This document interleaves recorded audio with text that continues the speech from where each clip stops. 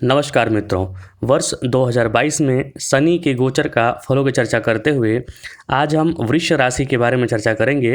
वृष राशि के लिए शनि इस वर्ष 2022 में क्या फल देंगे। वर्ष 2022 की शुरुआत में वृषभ राशि यानी वृष राशि के लिए जातक जो शनि हैं वो नवम भाव में ही गोचर करेंगे, यानी मकर राशि में, जो कि नवम भाव में पड़ेगी। 29 अप्रैल तक वह नवम भाव में ही रहेंगे और भाग्य का ही आपके फल देते रहेंगे।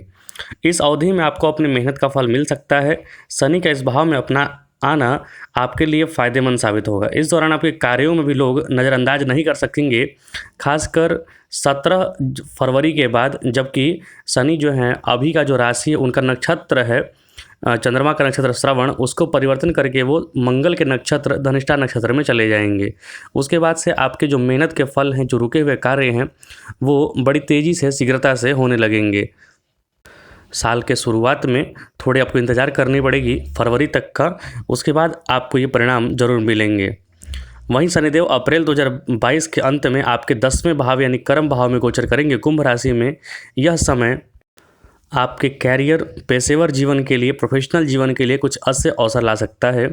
इसके बाद फिर शनि आपके भाग्य भाव यानी 9वें भाव में गोचर करेंगे जुलाई में। तो मतलब अप्रैल, मई, जून, ये जो 3 महीने हैं आपके लिए कार्य क्षेत्र के लिए बहुत शुभ होने वाले हैं, क्योंकि शनि आपके त्रिकोण और केंद्र के स्वामी हैं। लक्ष्मीपति योग का निर्माण कर रहे हैं ये। तो आपको कमर कस लेना है इस समय का सदुपयोग करने के लिए। अगर आप बेरोजगार हैं या फिर कार्य क्षेत्र में कुछ अड़चनें आ रही हैं, तो वो सब आपका अप्रैल से, खासकर अप्रैल, मई, जून, जुलाई, ये समय में आपके लिए अच्छा हितकर होने वाला है, क्योंकि शनिदेव 10वीं राशि में आपकी भ्रमण करने वाले हैं। वैसे भी वृष लगन के लिए जातकों के लिए कम से कम अप्रैल तक ये वर्ष एकदम उत्तम वर्ष के रूप में माना जाएगा, क्योंकि भाग्य एवं राज्य के कारक ग्रह शनि मकर राशि में रहेंगे आपके अप्रैल तक। उसके बाद 3-4 महीने रहने वाले हैं कुंभ में, जो कि दोनों अपनी राशि है। फिर उसके बाद वापस रेट्रोग्रेड होकर, वक्री होकर पुनः मकर में ही आ जाएंगे अब जुलाई में। उसके बाद पूरे वर्ष मकर में ही रहने वाले हैं वो। तो आपको सफलता पाने के लिए, पिता से सहयोग, सानिध्य और वर्चस्व में वृद्धि करने के लिए पिता की आशीर्वाद की हमेशा आवश्यकता है। पिता की बातों को माने, उससे आपका पराक्रम बढ़ेगा, यश बढ़ेगा, नाम बढ़ेगा, सम्मान बढ़ेगा। साथ ही साथ शनिदेव ने आपके 3रे भाव को एक्टिवेट करके रखा हुआ है। तो भाई बंधुओं मित्रों के सहयोग से, क्योंकि 11वां भाव भी एक्टिवेट है, तो मित्र भी एक्टिवेट हैं आपके, तो आपको यहाँ पर दोनों चीज़ें होंगी। एक तो आपको अपनी संगत जो है अच्छी रखनी है, अन्यथा परेशानी होगी। संगत अच्छी रखेंगे, आपके वृद्धि होगा। संगत अगर खराब हुई तो साथ ही साथ तनाव भी बढ़ सकता है आपके लिए।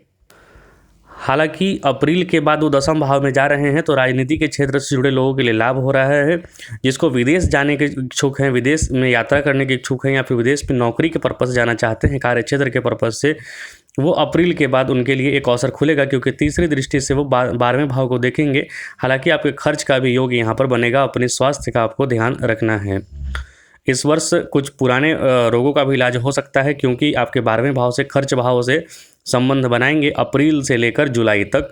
तो आपको बीमारी पर खर्चों के भी योग बन रहे हैं, उससे आप सतर्क रहें। शनिदेव जब अप्रैल के बाद जब जाएंगे कुंभ में, तो प्रतियोगी परीक्षाओं के लिए तैयारी कर रहे व्यक्तियों के लिए भी प्रतियोगिता में सफलता के उत्तम वर्ष के रूप में माना जाएगा ये, क्योंकि शनिदेव 10वें भाव से संपर्क बना रहे हैं और वो भी उनका अपना मूल त्रिकोण राशि है। तो आप थोड़ी मेहनत कीजिए, आपको सकारात्मक परिणाम ज़रूर मिलेंगे। यहाँ पर अगर शनिदेव चूँकि वृष लगन या फिर वृष राशि के लिए कारक होते हैं, तो यहाँ पर आप नीलम पहन सकते हैं, अथवा नीली उसका जो उपरत्न होता है वो भी आप धारण कर सकते हैं, बशर्ते आपको अपनी कुंडली में देखना होगा कि शनि कहाँ विराजमान है। 29 अप्रैल का जो उनका महागोचर होने वाला है कुंभ राशि में, तो आपके जो कैरियर है उसमें आपको तरक्की के बेहतर आसार दिख रहे हैं। इस दौरान आपके कई सपने पूरे हो सकते हैं। विदेश में नौकरी प्राप्त करने का भी सपना पूरा हो सकता है।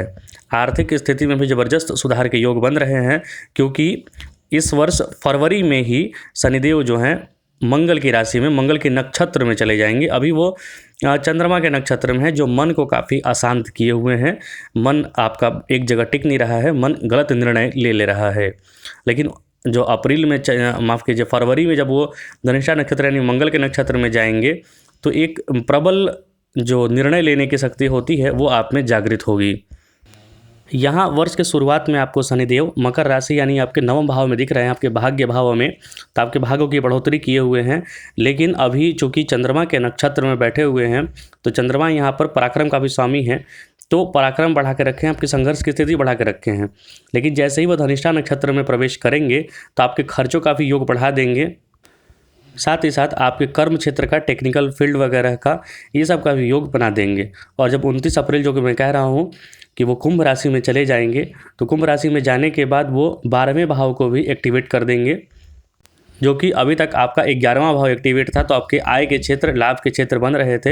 हालांकि शत्रुओं से आपको 2-4 होना पड़ रहा था, लेकिन जैसे ही शनि कुंभ राशि में चले जाएंगे तो आपका ये सारे भाव एक्टिवेट हो जाएगा। 12वां भाव, चतुर्थ भाव और सप्तम भाव। तो आपका व्यापार का भी क्षेत्र एक्टिवेट हो जाएगा, और व्यापार जो बन रहा है, एक्टिवेट हो रहा है, वो विदेश से संबंधित एक्टिवेट हो रहा है। आप विदेश से जुड़कर या विदेश से होने वाले कुछ कार्यों से जुड़कर आप कमा सकते हैं, या फिर प्रतियोगी परीक्षाओं में आप पास होना चाहते हैं, तो ये भी समय आपके लिए अनुकूल है। क्योंकि प्रतियोगी परीक्षाओं के लिए ज़्यादा अनुकूल इसलिए है क्योंकि यह मंगल के नक्षत्र में भी जा रहे हैं, जहाँ की एक संघर्ष करने की प्रबल आपके अंदर इच्छा शक्ति जागृत करेंगे। हालांकि यहाँ पर सलाह यह दी जाती है कि किसी भी भवन निर्माण से संबंधित या फिर ज़मीन से संबंधित कुछ भी डील करने से पहले एक बार सोचें ज़रूर, वरना कुछ कागजी कार्रवाई में कुछ गलत हो सकता है, अदालत में मामला जा सकता है। इसलिए कुछ भी सोच समझ कर ही सिग्नेचर कहीं पे करें। साथ ही साथ अपनी माता का स्वास्थ्य रखें, अपनी भार्या का स्वास्थ्य का ख्याल रखें, और अपने दाम्पत्य जीवन में कुछ भी खटपट ना आने दें, उसे बातचीत के जरिए ही सुलझाने का पूरा प्रयास करें। हालांकि 12 फरवरी, 11 जुलाई या 12 जुलाई को जो शनि है वो वापस आ जाएंगे मकर राशि में, जो कि पूरे वर्ष तक, जो पूरा 22 वर्ष है उसमें मकर में ही रहेंगे जुलाई के बाद से, जुलाई से ही। तो वहाँ पर आपको पुनः वही फल मिलने वाले हैं, भाग्य भाव के, भाग्य का स्वामी का देंगे। हालांकि शनि ज़्यादा समय वक्री रहने वाले हैं, तो वक्री कहने का मतलब होता है कि वो पृथ्वी से कंपैरेटिवली ज़्यादा नज़दीक हो जाते हैं, तो उनका फल जो होता है वो इंटेंस हो जाता है, ज़्यादा गहरा फल हो जाता है। तो यहाँ पर आपका कर्म क्षेत्र जागृत करके वो नवम भाव में जा रहे हैं, तो जुलाई के बाद से आपके भाग्य से भी बढ़ोतरी होने वाली है। तो एक बार ज़रूर प्रयास करें अप्रैल के बाद से 3 महीने तक, विदेश में नौकरी का या बेरोजगार हैं तब नौकरी का, मतलब कुछ भी अपने कर्म क्षेत्र को एक्टिवेट करने का पूरा प्रयास, आपको मौका जरूर मिलेगा। आप भी अपने तरीके से प्रयास करें। बहुत बहुत धन्यवाद। कुछ भी तिल वगैरह का दान जरूर करें। कृपया चैनल को लाइक, सब्सक्राइब और शेयर जरूर करें।